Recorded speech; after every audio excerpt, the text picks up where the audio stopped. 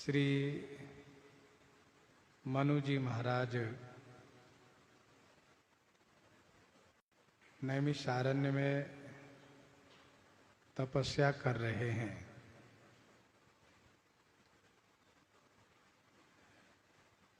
कुछ काल तक, कुछ वर्ष तक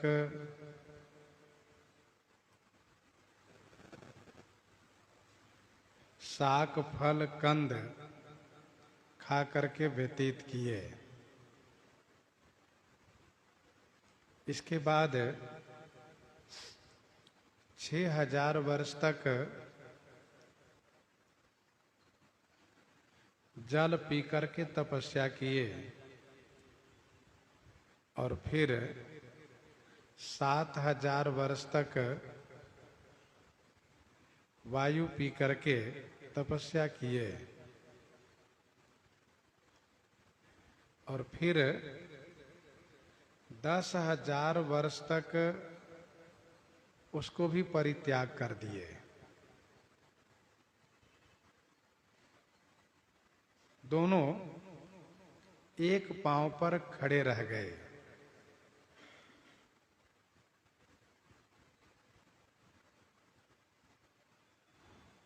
श्री मनु जी महाराज के तप काल में त्रिदेव इनके पास कई बार आए और बहुत प्रकार से प्रलोभन भी दिए। अपने अपने लोक में चलने के लिए तथा और भी जो अभीष्ट हो उसको मांगने के लिए। अर्थ है, धर्म है, काम है, मोक्ष है, जो चाहिए सब आपको प्राप्त हो जाएगा। परंतु श्री मनु जी महाराज त्रिगुणातीत हो चुके हैं। सत, रज और तम इन तीनों गुणों से ऊपर उठ चुके हैं। इसलिए इन्होंने कुछ नहीं चाहा।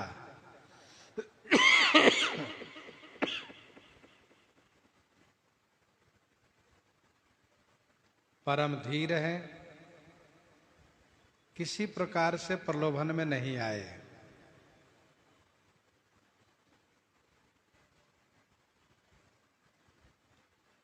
अस्थि मात्र होई रहे उ शरीरा, तदपि मनाग मनहि नहीं पीरा, तदपि मनाग मनहि नहीं पीरा।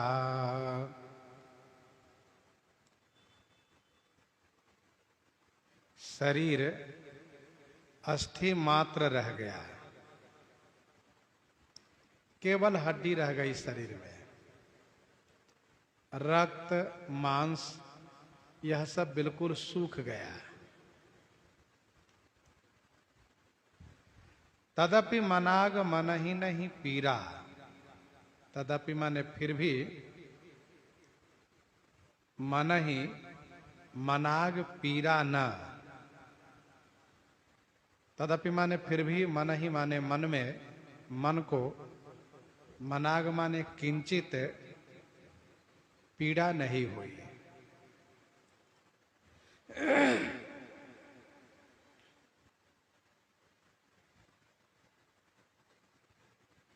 अस्थि मात्र होई रहे उ शरीरा। पहले दुर्बल था। कृष शरीर मुनिपट परिधाना, सत समाज नित सुनहि पुराना। और अब शरीर केवल हड्डी मात्र रहा। जिस प्रकार से देखी उमहि तप खिन्न शरीरा, वैसे ही श्री मनु जी महाराज का शरीर तप से बिल्कुल क्षीण हो चुका है।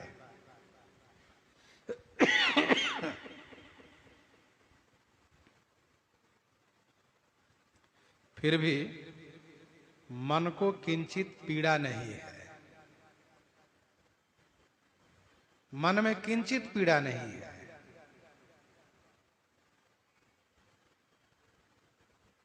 ऐसा इसलिए है क्योंकि मन भगवान में अनुरक्त है। दंपति मन अति लाग, वासुदेव पद पंकरुह दंपति मन अति लाग। मन अति से अनुरक्त हो चुका है।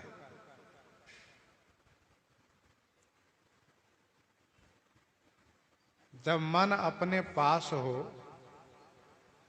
तब शरीर के दुख सुख का अनुभव होता है।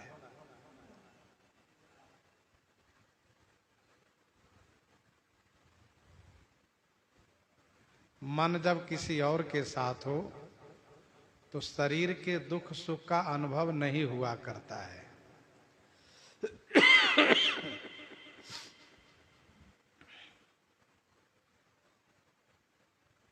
मन तह जह रघुबर वैदेही, बिनु मन तन दुख सुख सुधि केही।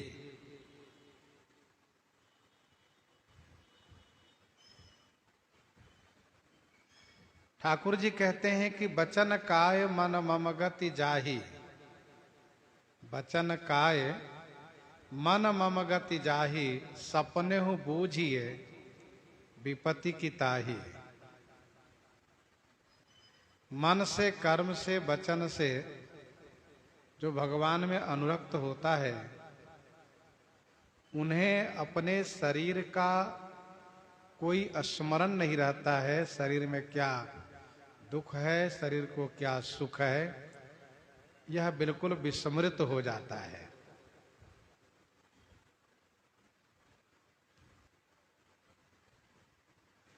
अस्थि मात्र होई रहे शरीरा,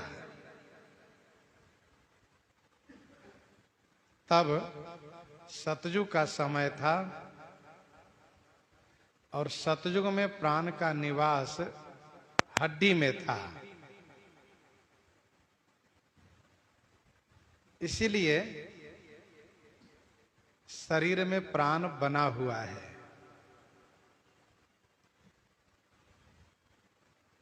संत महापुरुष कहते हैं कि सतयुग में प्राण हड्डी में रहता है, त्रेता में प्राण मांस में रहता है,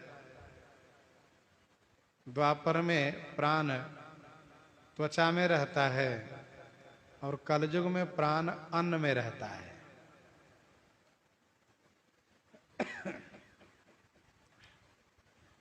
अस्थि मात्र हुई रहे उस शरीरा, तदपि मनाग मन ही नहीं पीरा।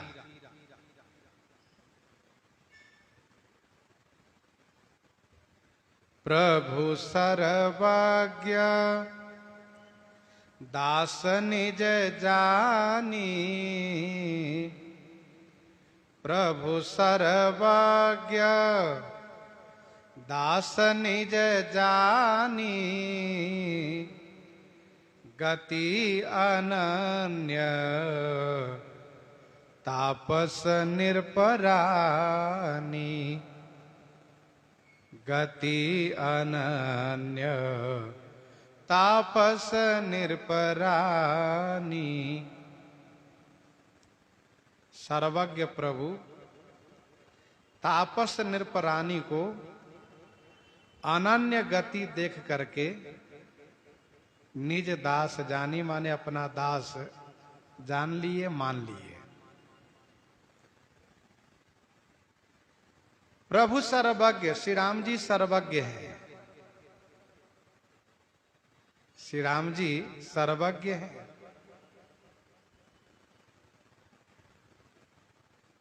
उनसे कुछ भी छुपा हुआ नहीं है।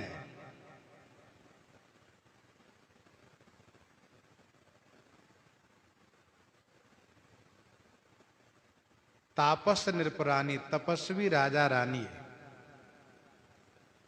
की अनन्य गति देख करके।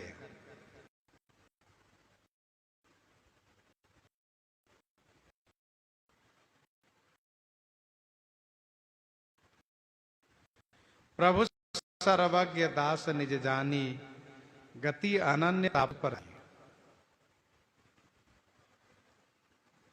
ठाकुर जी सर्वज्ञ हैं, सब देखते हैं, सब जानते हैं।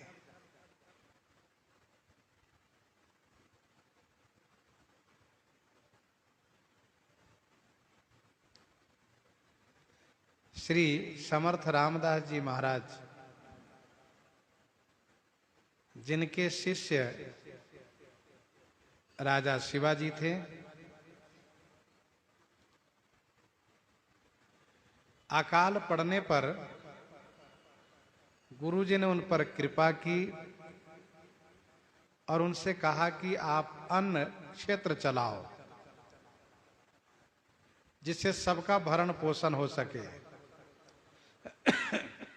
गुरुजी की आज्ञा से उन्होंने ऐसा ही किया, लेकिन उनको अभिमान हो गया है।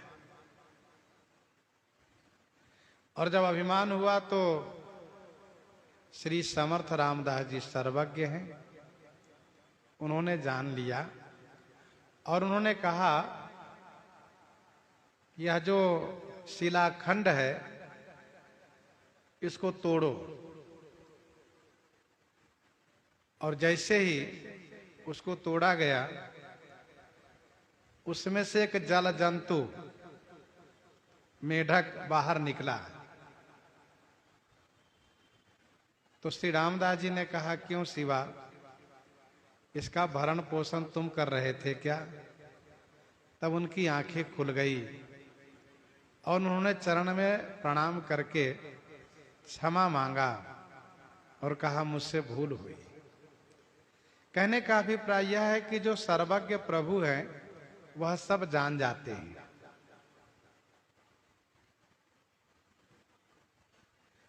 श्री मनु जी महाराज ने तप काल में यह चिंतन किया है कि ऐसे प्रभु सेवक बस आहई, ऐसे प्रभु सेवक बस आहई, भगत हेतु लीला तनु गहई, ऐसे प्रभु सेवक बस आहई।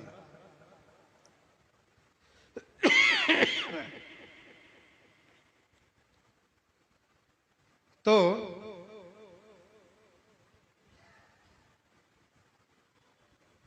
भगवान भक्त के बस में है। ठाकुर जी ने श्री मनु जी को अपना भक्त समझा, अपना दास माना, और दास मानने का कारण ये हुआ कि अनन्य गति है। एक वाणी करुणा निधान की, सो प्रिय जाके गति न आन की।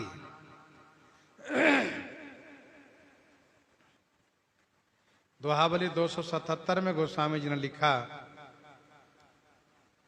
एक भरोसो एक बल, एक भरोसो एक बल, एक आस विश्वास, एक राम घन श्याम हित चातक तुलसी दास, एक राम घन श्याम हित चातक तुलसी दास।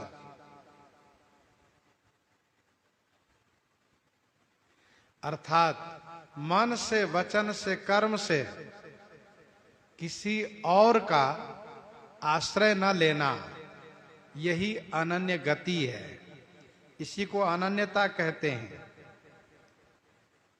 बने तो रघुवर से बने, बने तो रघुवर से बने, बिगड़े तो भरपूर, तुलसी और से जो बने ता बनने में धूर।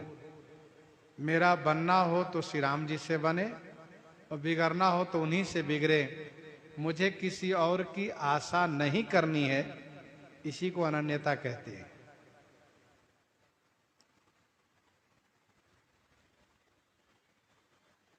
कवितावली उत्तरकांड 36 पद में गोस्वामी जी ने लिखा, राम है मातु पिता गुरु बंधु और संगी सखा सुत स्वामी सनेही। राम की सौ है भरोसो है राम की, राम रंग्यो रुचि राच्यो न केही। जियत राम मुए पुनि राम, सदा रघुनाथ है की गति जेही। सोई जियई जग में तुलसी, न तु डोलत और मुए धरी देही।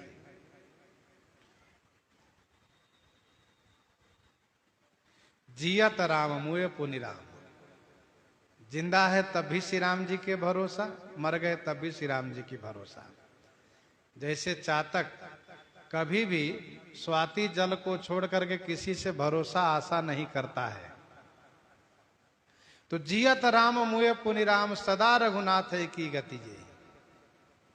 हमेशा श्री रघुनाथ जी की गति हो, उन्हीं का आश्रय हो, उन्हीं का भरोसा हो। मोर दास कहाई नर आशा, करई त कहु कहां विश्वासा। सर्वज्ञ प्रभु श्री मनु शत्रुपा जी को अनन्य गति देख करके अपना दास मान लिए, अर्थात इनके पास त्रिदेव आए वरदान देने के लिए, लेकिन त्रिदेव की बात को सुन भी नहीं पाए। मुझ में इतने लीन हो गए हैं कि इन त्रिदेव की वाणी वहां तक पहुंच नहीं पाई, उनके हृदय तक, क्योंकि उनकी वृत्ति त्रिगुणातीत थी मनु जी की। श्री राम जी ने देखा कि इनको मेरे सिवा किसी और से कोई मतलब ही नहीं है। संसार में यदि कोई पुत्र अपने पिता के सिवा किसी और से मतलब न रखता हो तो पिताजी उसका विशेष ख्याल रखते हैं कि देखो यह मेरे सिवा किसी से कोई मतलब रखता ही नहीं है, किसी से इसको कुछ चाहिए ही नहीं। वैसे ही ठाकुर जी उस भक्त पर विशेष ख्याल रखते हैं जो भक्त ठाकुर जी के सिवा किसी और से कोई मतलब न रखता हो। अनन्य गति का यही तो मतलब है, किसी से कोई मतलब नहीं। श्री लक्ष्मण जी कहते हैं गुरु पितु मातु न जानहु काहू, गुरु पितु मातु न जानहु काहू, मैं किसी को नहीं जानता। कहूं सुभाव नाथ पतिया,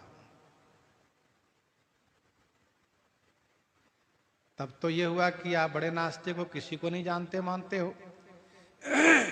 दूसरी पंक्ति में श्री लक्ष्मण जी कहते हैं मोरे सबु एक तुम स्वामी, मेरे गुरु पितु माता सब हैं लेकिन केवल आप हो और कोई नहीं है। मोरे सबु एक तुम स्वामी, दीन बंधु और अंतर्जामी। ये बहुत बड़ी आस्तिकता है, किसी को ना मानना नास्तिकता है, और भगवान में ही सभी संबंध को स्थापित कर लेना ये बहुत बड़ी आस्तिकता है। और यही तो इस कवितावली के पद का अभिप्राय है। राम मातु पिता गुरु बंधु और संगी सखा सुत स्वामी सने, सब राम जी है। राम की सौ है भरोसो है राम की, राम रंग्यो रुचि राच्यो न के, सब राम जी हैं। राम जी की शपथ लेकर कहता हूं, त्वमेव माताश्च पिता त्वमेव, त्वमेव बंधुश्च सखा त्वमेव, त्वमेव विद्या द्रविणम त्वमेव, त्वमेव सर्वम मम देव देव। सत्य तो ये है कि सभी संबंध ठाकुर जी में ही मानना यह जीव के कल्याण का एक सुंदर मार्ग है। ठाकुर जी कहते हैं कि मुझे ही सब मान लो, जननी जनक बंधु सुत दारा, तन धन भवन सुहृदय परिवारा, सबकई ममता ताग बटोरी, मम पद मन ही बांध बड़ी डोरी। सबकई ममता ताग बटोरी, मम पद मन ही बांध बड़ी डोरी। अनन्यता का मतलब यह है कि सब मेरे ठाकुर जी हैं, हम ठाकुर जी के हैं, ठाकुर जी हमारे हैं, हम किसी और के नहीं हैं। अब बताइए संसार में यदि हम किसी व्यक्ति से बहुत प्रेम करते हैं, उनसे कहते देखो यार मैं आपका हूं, और जैसे ही उनसे थोड़ा अलग हुए और दूसरा कोई मिला तो उनसे कहते देखो यार मैं आपका हूं, तो पहले वाला यदि सुन लेता है तो कहता देखो तुम किसी का नहीं हो। हमसे कहते हो तुम्हारा हो और उनसे कहते हो मैं तुम्हारा हूं, तुम किसी का नहीं हो। तो वैसे ही भगवान के दरबार में जब कोई पहुंचता कहता प्रभु आप ही मेरे सब कुछ हैं, आपके सिवा दुनिया में मेरा कोई कुछ नहीं है। और जैसे वहां से मुंह घुमाए, सामने वह व्यक्ति मिला, कहा देखो भैया सही बात बताऊं, संसार में तुम ही मेरे सब कुछ हो। भगवान कहते बताओ, पीठ घुमाए तो तुरंत सब कुछ वे हो गए, सामने मेरे सामने सब कुछ हम हैं। तो इसको अनन्य गति नहीं कहते। अनन्य गति का मतलब एक दृढ़ निश्चय हो कि सब मेरे ठाकुर जी हैं। और एक बात, संसार के संबंध से यदि किसी को हम कहते हैं कि सब कुछ आप मेरे हो, आप ही मेरे सब कुछ हो, तो वह है नहीं। वह केवल एक मुंह देखी बात है, ठाकुर सुहाती बात है, प्रशंसात्मक बात है, यथार्थ कुछ नहीं है। यथार्थ तो यही है कि सब कुछ ठाकुर जी है।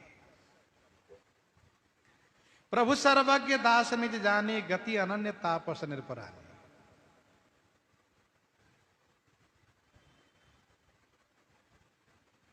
को पितु भगत बचन मन कर्मा, सपने जानन दूसर धर्मा, सो सुत प्रिय पितु प्राण समाना, यद्यपि सो सब भांति अयाना। श्री राम जी सर्वज्ञ हैं। देखा कि इन्हें आन की गति नहीं है,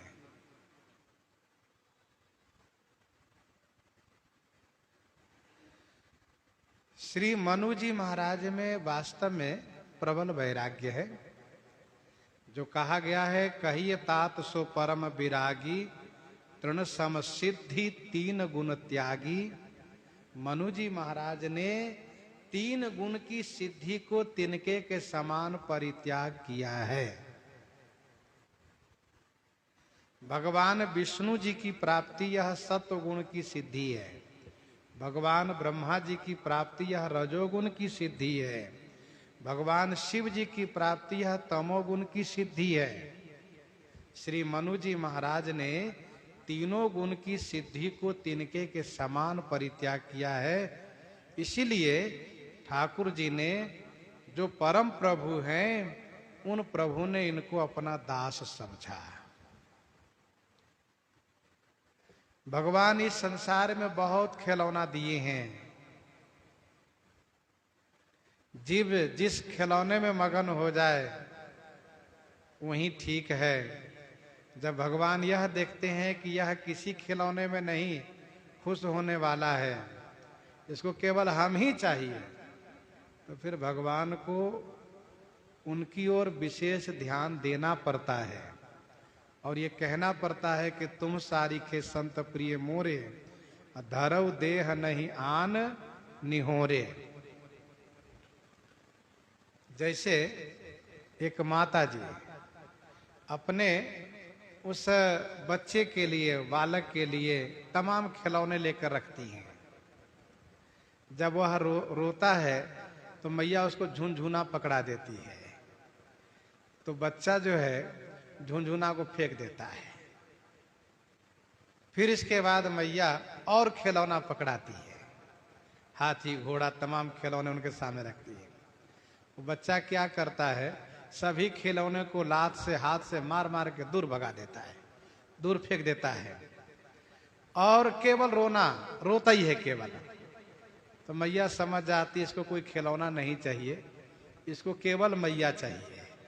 तो मैया क्या करती है, फिर सब काम छोड़ करके फिर उसको गोदी में लेकर के बैठ जाती हैं और फिर उनको दूध पान कराती है। वैसे ही भगवान हम जीवों के लिए बहुत खिलौना दिए हैं। जब से जन्म लिए तब से तमाम खिलौने दिए। अब हम लोग उसी खिलौने में डूबे रहते हैं। भगवान कहते ठीक है, अच्छी बात, खेलो खेलो, खूब खेलो। और जब मनु जी जैसे भक्त सभी खिलौने को त्याग करके मांगो बर बहु भांति लोबाए परम धीर नहीं चला ही चलाए, यहां तो हम लोग खुश हो जाते हैं कि देखो अमुक अधिकारी अमुक मंत्री हमारे पास आए, खुश हो गए। भगवान कहते ये भी एक खिलौने हैं, खुश हो जाओ। अमुक राजा अमुक मंत्री आपको बुलाए, बड़ा सम्मान किया, उसी में खुश हो गए। तो भगवान कहते खुश हो गए, ठीक है। जिनको न सुतेसना न वितेसना न लोकेसना कुछ भी नहीं रह गई हो, तो भगवान उनको फिर गोदी में लेकर के कृपा अमृत रूपी दूध का पान अवश्य कराते हैं।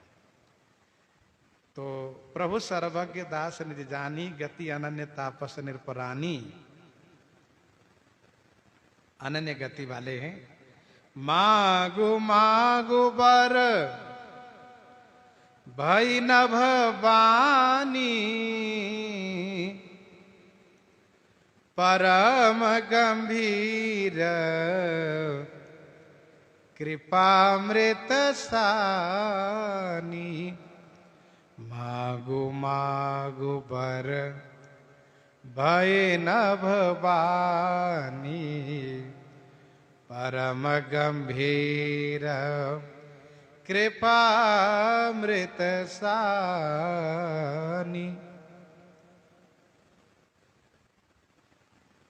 मांगू मांगू परम गंभीर कृपामृत सानी, नभवानी भई मांगू मांगू, बर मांगू बर मांगू। परम गंभीर है, कृपा अमृत से परिपूरित है, आकाश से यह वाणी हुई, बर मांगिए बर मांगिए।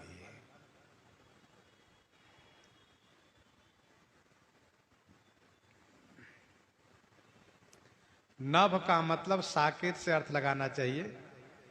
त्रिपाद विभूति नित्य धाम साकेत से यह वाणी हुई, बर मांगो बर मांगो।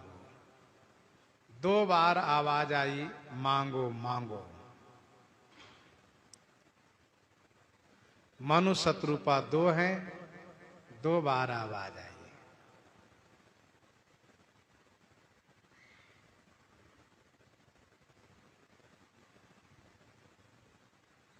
परम गंभीर है,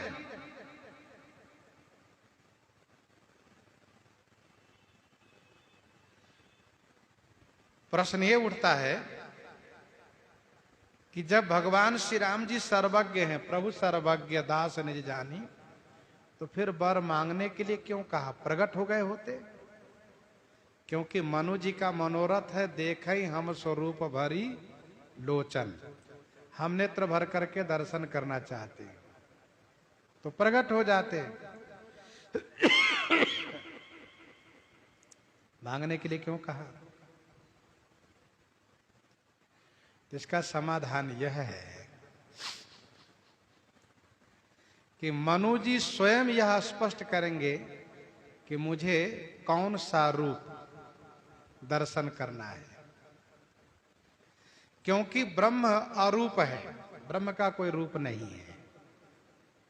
ब्रह्म भक्त की कामना को देख करके, भक्त के मनोरथ को देख करके उनकी इच्छा के अनुरूप रूप बना लेते हैं।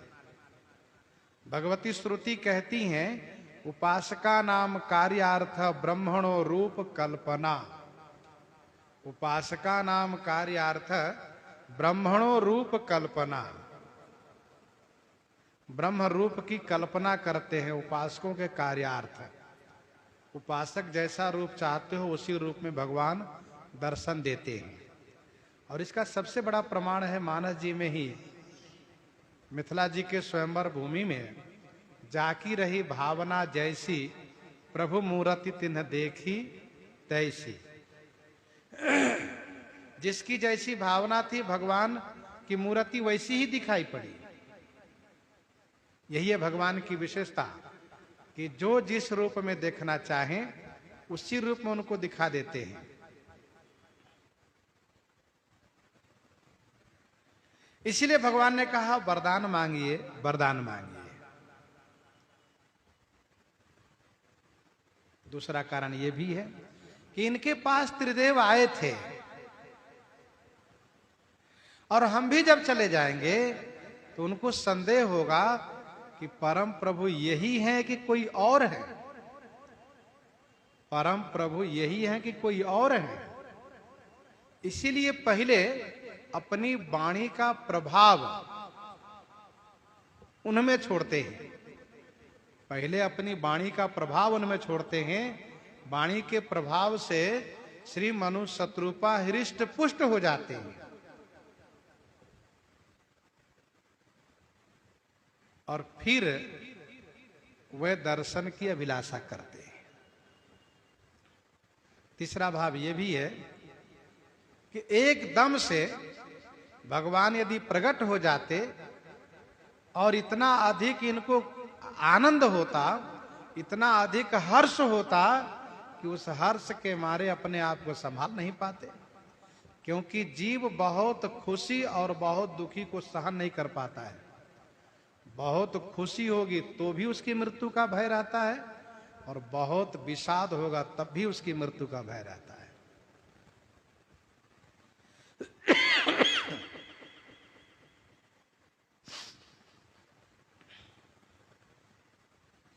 इसीलिए आकाशवाणी हुई परम गंभीर और कृपा अमृत से परिपूरित है।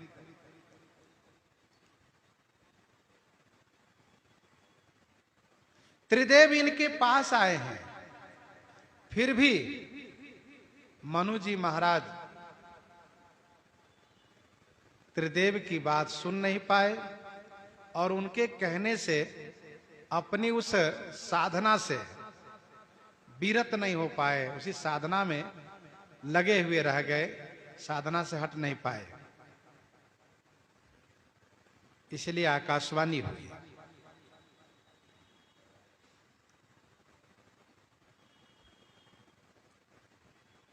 परम गंभीर है, जैसे सजल बादल की आवाज होती है, जैसे जल युक्त मेघ जब गरजता है तो उसकी आवाज बहुत मधुर और गंभीर होती है। बिना पानी वाले बादल जब गरजता है तो वो भयावह होता है। तो परम गंभीर है, कृपा अमृत से परिपूरित है। कृपा अमृत का प्रभाव क्या हुआ? कहा मृतक जियावनी गिरा सुहाई, मृतक जियावनी गिरा सुहाई, श्रवण रंध्र होई उर जब आई, मृतक जियावनी गिरा सुहाई। मृतक को जिलाने वाली, मरे हुए को जिलाने वाली। सुहाई माने सुंदर गिरा, सुंदर वाणी। श्रवण रंध्र माने श्रवण छिद्र से, रंध्र माने छिद्र, श्रवण द्वार, श्रवण छिद्र से उर जब आई, जब हृदय में आ गई।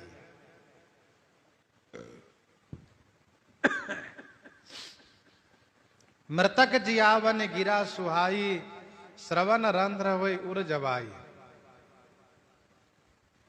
मरे हुए को जिलाने वाली, कृपा अमृत से परिपूरित सुंदर वाणी श्रवण छिद्र हो करके जब हृदय में पहुंची है, हृदय में प्रविष्ट हुई है, तो उसका परिणाम सामने देखने को मिला है। भगवान की वाणी मृतक जी आवनी है। मनु जी महाराज की दशा है मृत प्राय, मृतकवत दशा हो गई है। अस्थि मात्र हो ही रहे शरीरा, शरीर में कुछ नहीं बचा है, केवल हड्डी है और ऊपर से त्वचा है आवरण पर्दे रूप में। बाकी अंदर के रक्त मांस सब बिल्कुल सूख गया, कुछ नहीं बचा है। भगवान की वाणी, श्री रघुनाथ जी की वाणी कृपा अमृत से परिपूरित है, मरे हुए को जिलाने वाली है। श्रवण छिद्र होकर के हृदय में आई। ध्यान दीजिएगा, मनु जी त्रिगुणातीत में है, इसलिए त्रिदेव की वाणी उनके कान से प्रविष्ट नहीं हुई। मनु जी की वृत्ति त्रिगुणातीत है, इसलिए त्रिदेव की वाणी उनके श्रवण रंध्र से प्रविष्ट नहीं हुई, अंदर नहीं गई। और पूर्ण ब्रह्म परम प्रभु सच्चिदानंद भगवान जो गुणातीत हैं, जो ठाकुर जी गुणातीत हैं, उनकी वाणी श्रवण रंध्र होकर के हृदय में चली आई।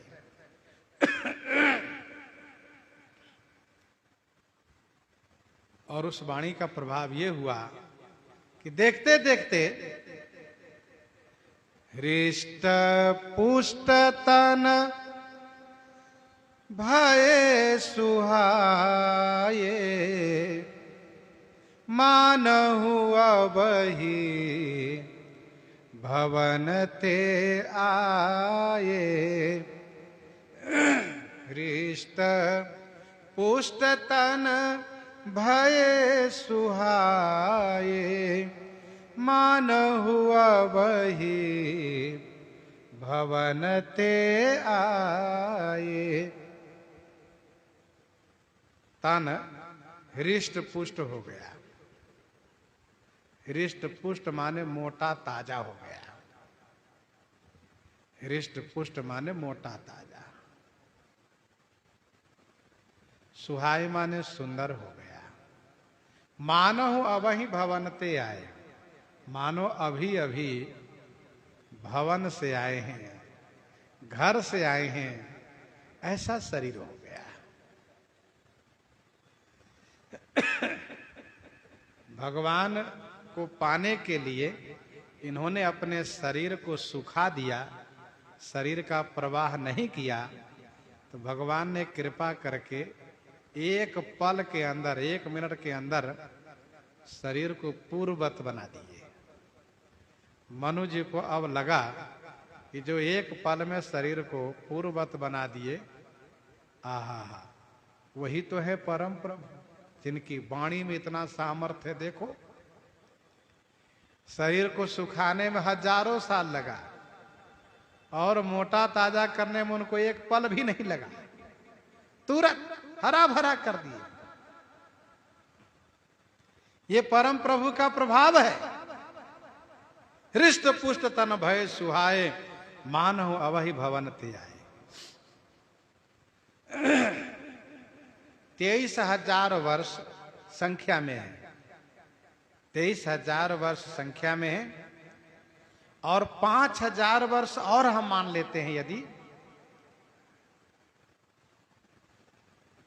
जो शाक फल कंद खा करके बिताए हैं, करही आहार शाक फल कंदा, तो 23 5 28,000 वर्ष, 28,000 वर्ष बीत गए। ध्यान दीजिएगा, माना कि सतयुग में आयु 1,00,000 वर्ष की रही है, त्रेता में 10,000, द्वापर में 1,000, कलयुग में 100 वर्ष की आयु।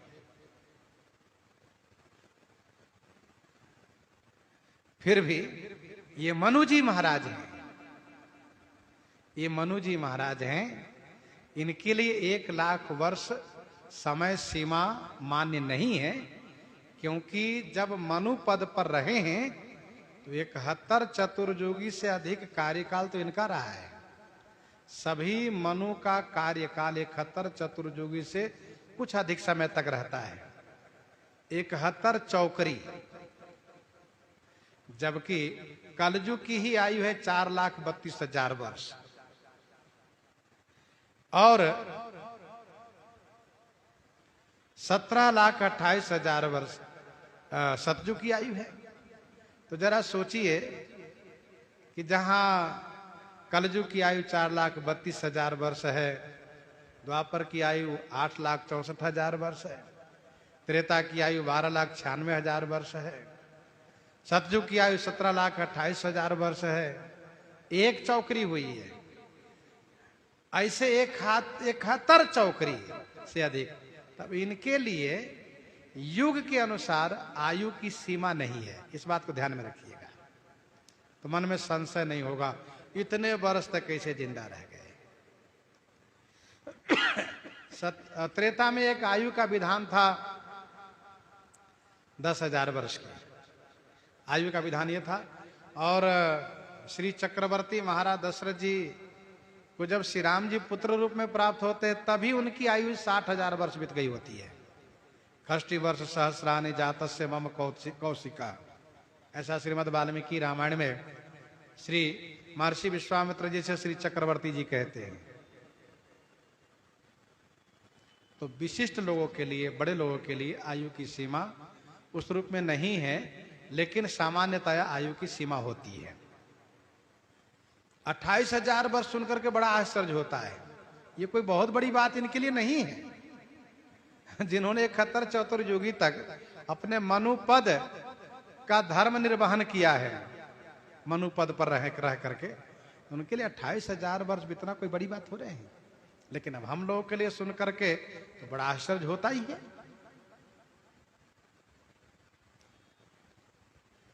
मानव अभी भवनते आए, मानो अभी अभी घर से चलकर आएंगे। एकदम से मोटा ताजा है, पूर्ण शक्ति है और पूर्ण प्रसन्नता है। प्रसन्नता तो पहले भी रही है, लेकिन अब ऐसा लग रहा है कि अभी अभी बिल्कुल घर से चलकर आए। भगवान के लिए जो शरीर देता है, शरीर उनको वैसे ही देते हैं। और तभी तो श्री राम जी की सेवा में जितने वानर भालू आए थे, श्री राम जी सबको पूर्ववत शरीर करके घर भेजते हैं, सबको शरीर प्रदान किए। सुधा वृष्टि भय दूदल ऊपर जिए, भालू कपि नहीं रजनीश्चर। केवल वानर भालू जीवित हुए, राक्षस एक भी नहीं जीवित हुए।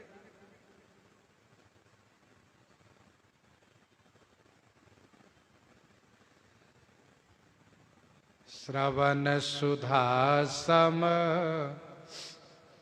वचन सुनी, पुलक प्रफुल्लित गात। बोले मनु करी दंडवत, प्रेमन हृदय समात। प्रेमन हृदय समात। श्रवण सुधा सम बचन सुनी, पुलक प्रफुल्लित गात। बोले मनु करी दंडवत, प्रेमन हृदय समात।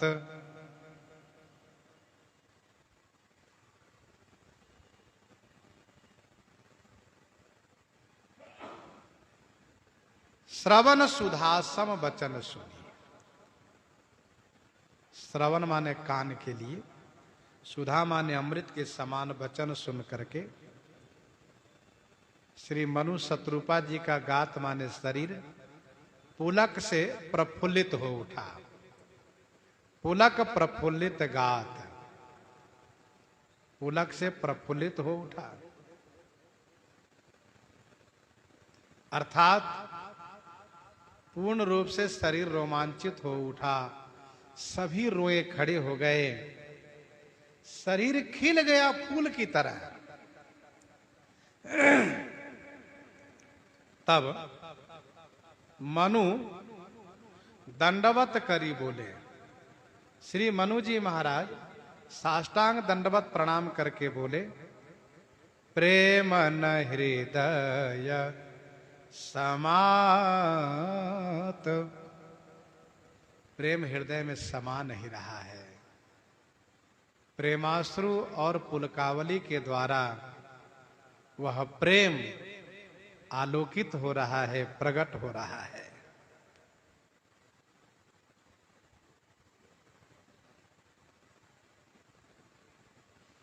कानों के लिए अमृत के समान यह वचन है। सुनते ही श्री मनु जी महाराज पूर्ण प्रफुल्लित हो उठे हैं। साष्टांग प्रणाम किए, किनको? उन वाणी को, जो वाणी हुई है उस वाणी को साष्टांग प्रणाम किए। श्री शत्रुपा जी ने पंचांग प्रणाम किया है। और फिर जब बोलने लगे हैं तो वाणी गदगद है, क्योंकि प्रेम हृदय में समा नहीं रहा है।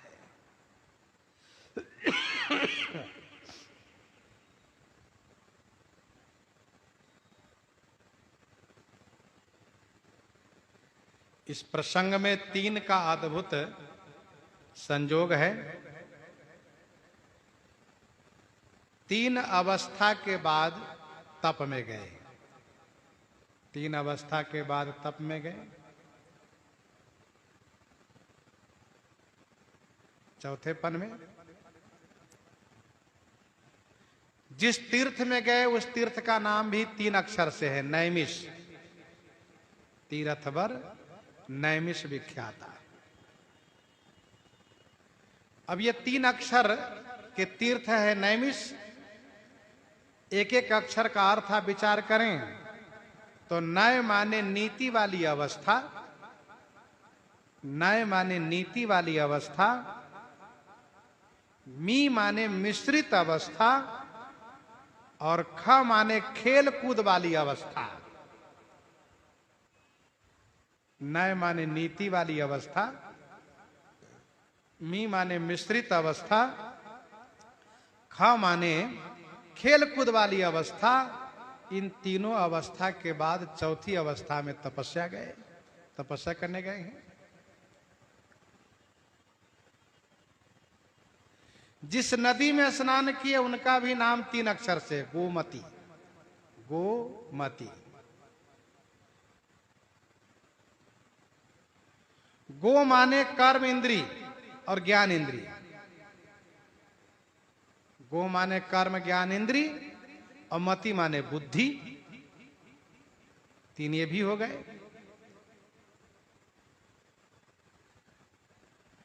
3 लोग मिलने आए। आए मिलन सिद्ध मुनि ज्ञानी। 3 मिलने आए। आए मिलन सिद्ध मुनि ज्ञानी।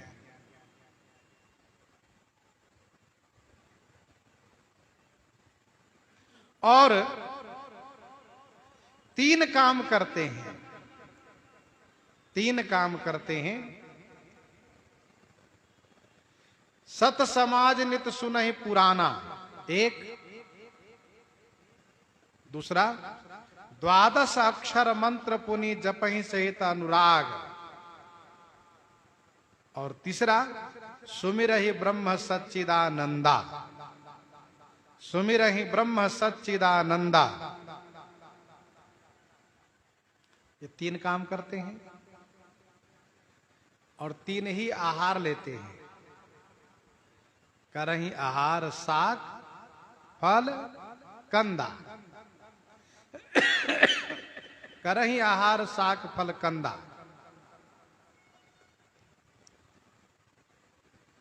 और इसको इस प्रकार से देखिए,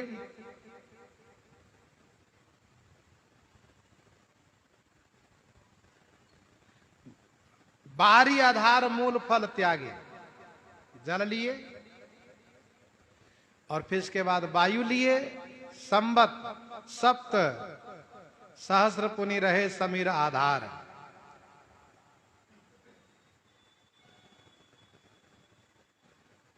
तो 3 आहार में पहला आहार साग फल कंदा, यद्यपि 3 नाम है उसको भी जोड़ लीजिए। अथवा एक प्रथम श्रेणी में साग फल कंदा, दूसरे में बारी, तीसरे में वायु। ये 3 ही आहार लिए।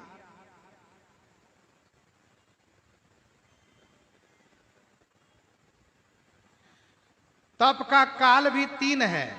तप का काल भी 3 ही है। यही विधि बीते बरस खट। सहस बारी आधार 1, संवत सप्त सहस्र पुनि रहे समीर आधार 2, और बरस सहस दस त्याग्यो सो, बरस सहस दस त्याग्यो सो, ये तीन का संयोग इस प्रसंग में विशेष रूप से है। तप का काल तीन तरह से विभाजित किया गया। तीन विशेषण दिए गए। वासुदेव पद पंकरुह, वासुदेव पद पंकरुह दंपति मना तिलाग, वासुदेव पद पंकरुह दंपति मना तिलाग। और दूसरे में सुमिरहि ब्रह्म सच्चिदानंदा, सुमिरहि ब्रह्म सच्चिदानंदा। और तीसरे में पुनि हरि हेतु कर्ण तप लागे, पुनि हरि हेतु कर्ण तप लागे। वासुदेव, सच्चिदानंद ब्रह्म और हरि, त्रिदेव इनको वर देने के लिए आए, त्रिदेव इनको वर देने के लिए आए, वरदान देने आए। विधि हरिहर तप देखिया पारा, मनु समीप आए बहु बारा।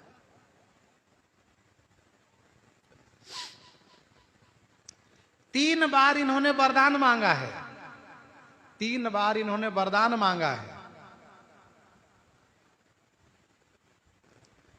देखें हम सो रूप भरी लोचन, देखें हम सो रूप भरी लोचन, भगत बचल प्रभु कृपा निधाना, विश्ववास प्रगटे भगवाना। एक वरदान हुआ, देखें हम सो रूप भरी लोचन, पहला जिसकी पूर्ति है भगत बचल प्रभु कृपा निधाना, विश्ववास प्रगटे भगवाना। दूसरा है चाहौ तुम्हें समान सुत, चाहौ तुम्हें समान सुत प्रभुसन कवन दुराऊ, चाहौ तुम्हें समान सुत प्रभुसन कवन दुराऊ। जिसकी पूर्ति है देख प्रीत सुनि बचन अमोले, देख प्रीति सुनि बचन अमोले, एवं अस्तु करुणानिधि बोले।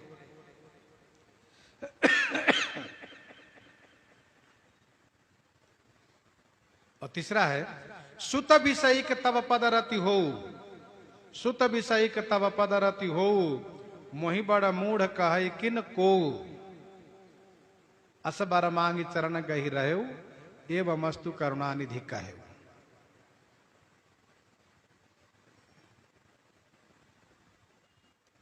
तीन बार वरदान मांगा। 6000 वर्ष तक जो तपस्या किए जल पी करके, उसमें खट विकार को जीत लिए। 7000 वर्ष जो तपस्या किए वायु पी करके, सप्तावरण को जीत लिए। और 10,000 वर्ष तक, 10,000 वर्ष तक जो समाधि लगा के रह गए, उसमें 10 इंद्री कहिए, 10 दिशा कहिए, इनको जीत लिए। ये सब इस प्रसंग की विशेषता है। श्रवण सुधा सम बचन सुनी, पुलक प्रफुल्लित गात, बोले मनु करि दंडवत, प्रेमन हृदय समात, प्रेमन हृदय समात। क्या कहा? सुनु सेवक सुर तरु सुर धेनु, सुनु सेवक सुर तरु सुर धेनु, विधि हरिहर बंदित पद रेनु, विधि हरिहर बंदित पद रेनु, सुनु सेवक सुर तरु सुरधेनु। सेवक के लिए सुरतरु सुरधेनु सुनिए। विधि हरिहर बंदित पद रेणु सुनिए।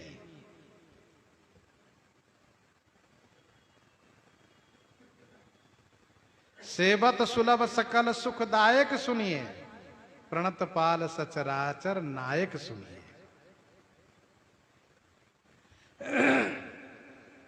सुनु सेवक सुरतरु सुरधेनु। अपने भक्तों के लिए कल्प वृक्ष कामधेनु के समान है आप मेरी बात सुनिए, मेरी प्रार्थना सुनिए। विधि ब्रह्मा जी, हरि विष्णु जी, हर शिव जी, इन त्रिदेव से चरण रेणु बंदित हैं आपके श्री चरण रज बंदित हैं। रेणु माने रज धूली। आप सुनिए।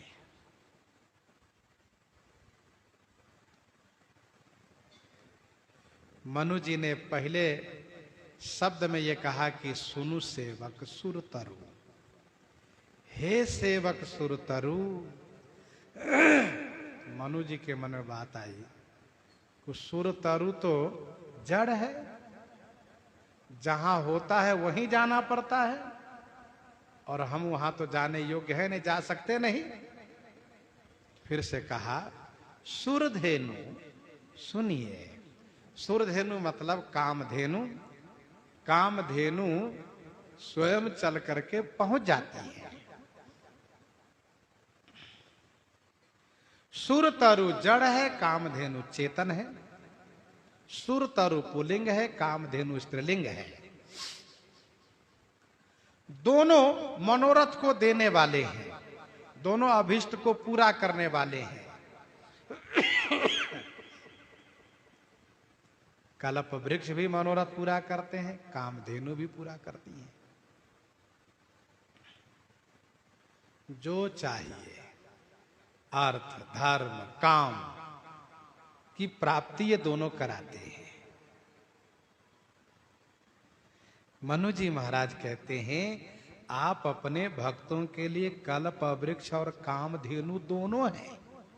दोनों का मतलब जो भक्त आपके पास तक पहुंच जाए उनके लिए कल्प वृक्ष हैं, और जो आपके पास तक पहुंच नहीं सकते उनके लिए आप कामधेनु हैं। आप स्वयं पहुंच जाते हैं। आपका नाम एक भक्त वत्सल है, भक्त बछड़ा है, और आप गौ हैं, कामधेनु हैं।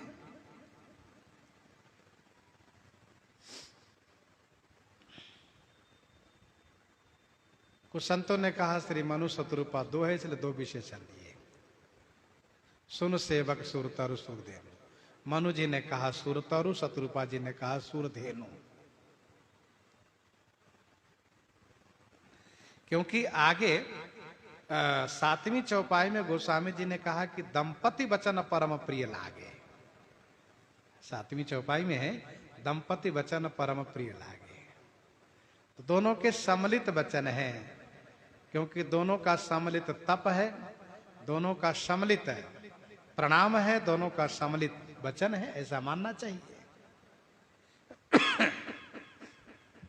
कल्प वृक्ष की विशेषता है कि आप उसकी छाया में चले जाइए, जो चाहिएगा वह मिलेगा। देव देव तरु सरिस सुभाऊ, सन्मुख विमुखन काहू ही काहू। जाई निकट पहचानी तरु, छाह समनि सब सोच। मांगत अभिमत पाव जगह, राव रंक भल पोच। जिसको जो चाहिए, चाहे राजा हो या कंगाल हो, भिखारी हो, अच्छा हो या बुरा हो, पापी हो धर्मात्मा, जो भी चला जाए कल्प वृक्ष के पास, उसका मनोरथ पूरा होता है। लेकिन कल्प वृक्ष के पास जाना पड़ता है। पहुंचिए। भक्त कहता है प्रभु दया करिए, भगवान कहते मेरे पास आ जाओ, दया करूंगा। तो कल्प वृक्ष के रूप में मानो बुलाते हैं, आ जाओ तब दया करूंगा।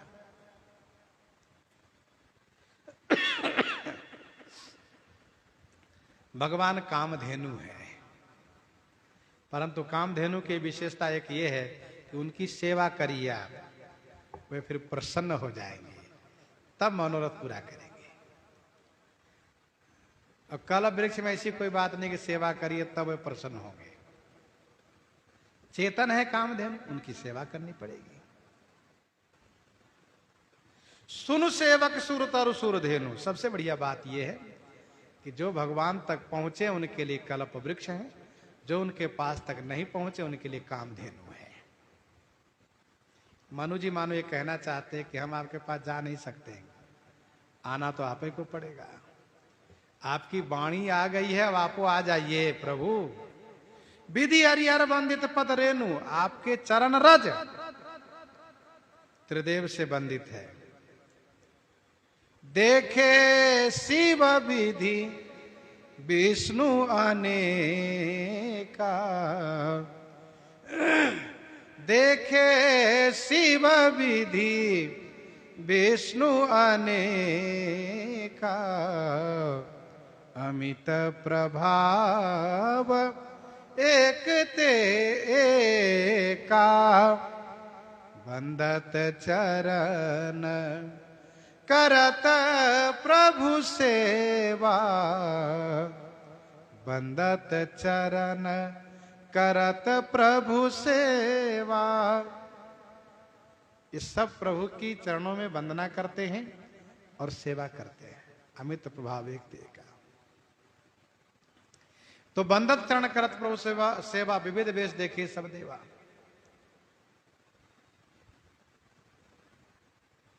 सब आपके श्री चरण रज की वंदना करते हैं और उन्हीं से शक्ति पाते हैं।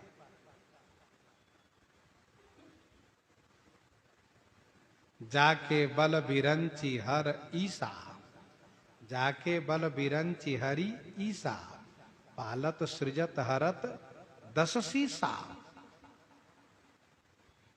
विनय पत्रिका 135 पद में विधि ही विधिता, हरि ही हरिता, विधि ही विधिता, शिव ही शिविता, जो दई सोई जानकी पति मधुर मूरति मोदमय मंगलमय।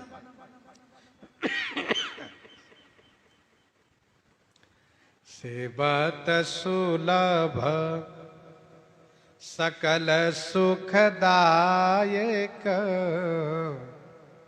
सेवत सुलभ सकल सुखदायक, प्रणत पाल सच राचर नायक,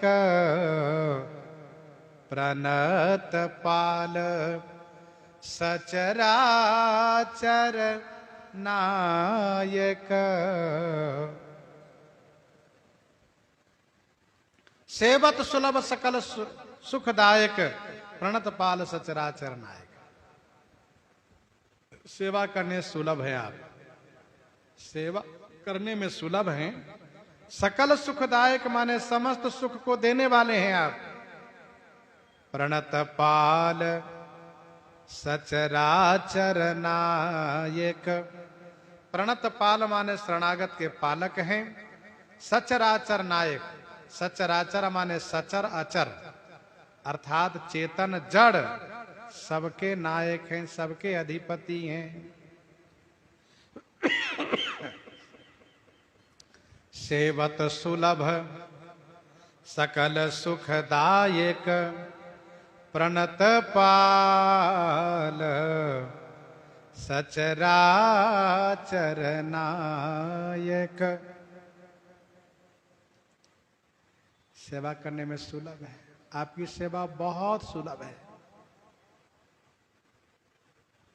क्योंकि बलि पूजा चाहत नहीं, चाहत एक प्रीति, सुमिरत ही माने भलो, पावन सब रीति। पत्रम पुष्पम फलम तोयम यो मे भक्त्या परीक्षति। भगवान बहुत भेंट पूजा नहीं चाहते, प्रणाम मात्र से खुश हो जाते हैं, स्मरण मात्र से प्रसन्न हो जाते हैं। सेवत सुलभ सकल सुखदायक, समस्त सुखों को देने वाले हैं आप।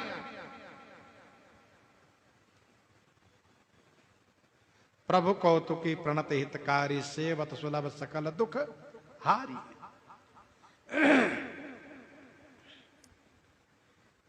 विनय पत्रिका 162 पद में गोस्वामी जी ने लिखा, तुलसीदास सब भांति सकल सुख, जो चाहसी मन मेरो।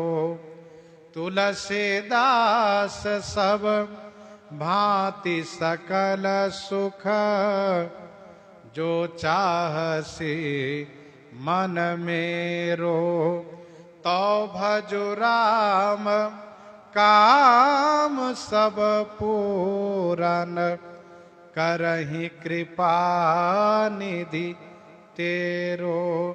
करहि कृपा निधि तेरो।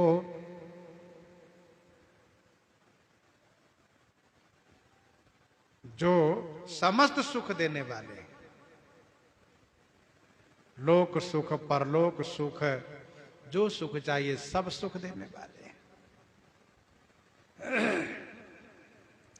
प्रणत पाल सचराचर नायक, शरणागत के पालक है। जन पालक विशेष जगत्राता, शरणागत की रक्षा करते हैं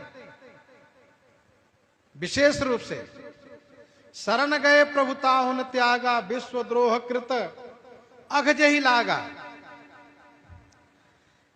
सचर अचर चेतन जड़ सबके नायक हैं, सबके अधिपति हैं। जो अनाथ हित हम पर नेहु, जो अनाथ हित हम पर नेहु। तो प्रसन्न होई यह वर देहु। तो प्रसन्न होई यह वर देहु। जो अनाथ हित हम पर नेहु, तो प्रसन्न हो यह वर देहु। हे अनाथ हितकारी, जो हम पर नेहु। हे अनाथ हितकारी, अनाथों के नाथ, यदि हम पर आपका स्नेह है तो हे स्वामी प्रसन्न हो करके यह वरदान दीजिए। जो अनाथ हित हम पर नेहु। भगवान श्री रामचंद्र जी अनाथ के हितकारी हैं। तभी तो विभीषण जी कहते हैं, तात कबहु मोहि जानी अनाथा। तात कबहु मोहि जानी अनाथा, करी हैं कृपा भानुकुल नाथा। सुंदर सुजान सुंदर सुजान, कृपा निधान। अनाथ पर कर प्रीति जो। अनाथ पर कर प्रीति जो। सुंदर सुजान। सो एक राम अकाम हित निर्वाण प्रद सम आनको। अनाथ पर प्रीति करने वाले।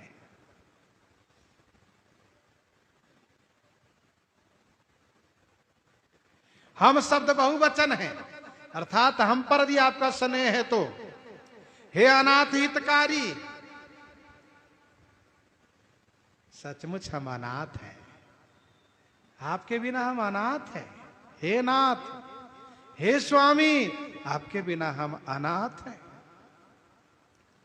विनय पत्रिका 79 पद में गोस्वामी जी लिखते हैं, विनय पत्रिका 79 पद में गोस्वामी जी लिखते हैं, नाथ तू अनाथ को अनाथ कौन मोसो, नाथ तू अनाथ को अनाथ कौन मोसो, मो समान आरत नहीं आरती हर तोसो, मो समान आरत नहीं आरती हर तोसो।